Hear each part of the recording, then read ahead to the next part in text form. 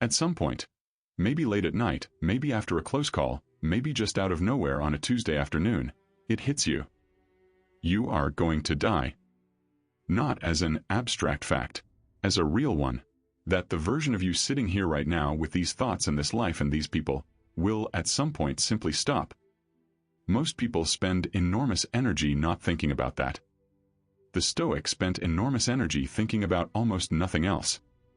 And paradoxically, impossibly, it seems, it made them the most alive people in the room. We live in the most death-avoidant culture in human history. We don't talk about it at dinner. We don't plan for it honestly. We build entire industries, anti-aging, life extension, wellness, whose implicit promise is that maybe, if we do everything right, we can outrun the thing that has never once been outrun. And the avoidance has a cost.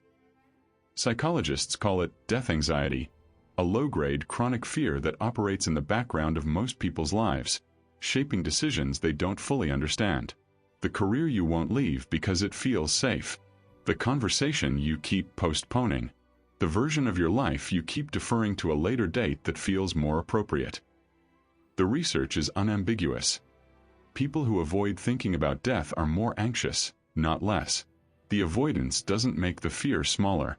It makes it operate underground, where you can't examine it or use it.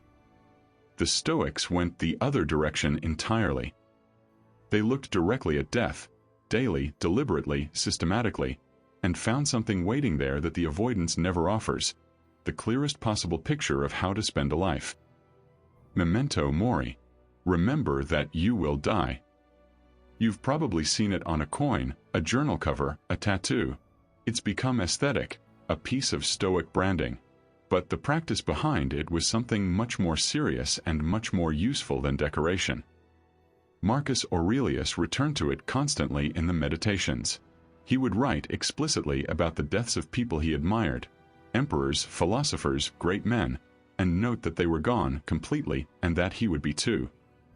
Not as a way of making himself miserable, as a way of making himself clear. Here's the mechanism. When you hold your mortality in your mind with any regularity, trivial things reveal themselves as trivial. The colleague who annoyed you in that meeting 3 weeks ago, against the backdrop of your finite life, how much space does that deserve?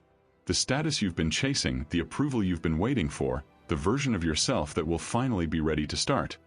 When does that clock actually start? Memento Mori is not about depression.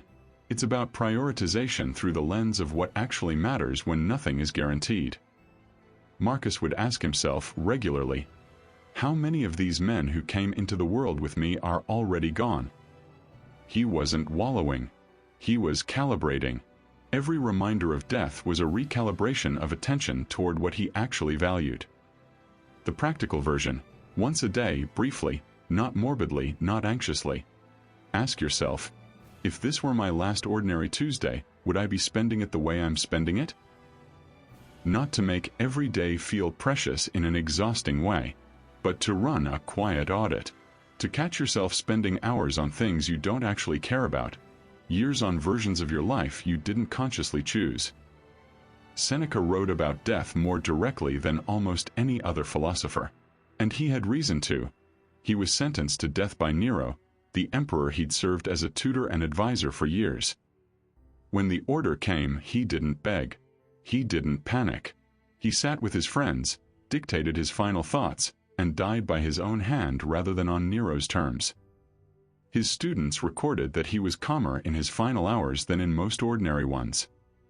That wasn't courage in the dramatic sense.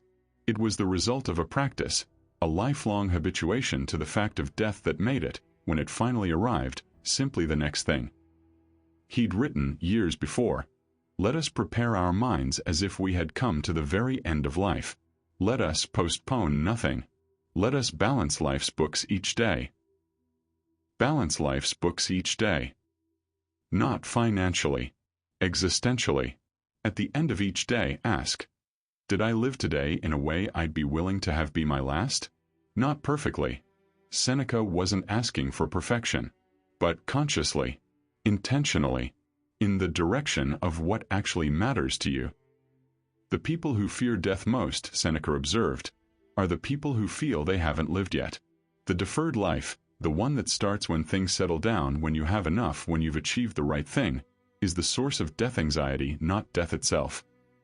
It is not death that a man should fear, but he should fear never beginning to live. Begin. That's the entire prescription. Not someday. No. Epictetus had the most radical position of any Stoic on death, and the most liberating. He called death the door, not an ending, a transition, and more importantly, a reminder that you are never truly trapped. He wrote, "Never say about anything, 'I have lost it,' but 'I have returned it.' Is your child dead? It has been returned. Is your wife dead? She has been returned. Is your estate taken away? Well, and is not that likewise returned?" This is uncomfortable for modern readers. It sounds cold, but understand what Epictetus was actually doing. He was removing the terror of loss by reframing possession itself. You never owned any of it. Not the people, not the years, not the version of yourself that existed yesterday. You were given them temporarily, and now they've been called back. Grieving is appropriate. Being destroyed by the loss, surrendering your capacity to function and live, treat something temporary as though it were permanent. His view on death specifically, the knowledge that you can die, that the door is always there, is the ultimate guarantee of your freedom. No emperor, no tyrant, no circumstance can hold you against your will forever, because the door exists. This isn't an argument for anything drastic. It's an argument for psychological sovereignty. You are here by choice in the deepest sense, and that makes the time you're here completely yours. Applied to daily life, the awareness that it ends is the very thing that gives it weight. A life that went on forever would be a life of infinite deferral. Infinite later. The limit is what makes now matter. So let's go back to where we started. At some point on a Tuesday afternoon, it hits you that you're going to die. The Stoics would say, good, stay with that for a moment. Don't run from it. Because the other side of that awareness, if you let yourself sit in it honestly, is not despair. It's clarity. The thing you've been putting off. The conversation you owe someone. The version of your life you keep deferring. The Tuesday you're spending on things you don't actually care about. All of it comes into focus when you hold your mortality clearly in your mind. Marcus didn't use Memento Mori to make himself miserable. He used it to make himself present.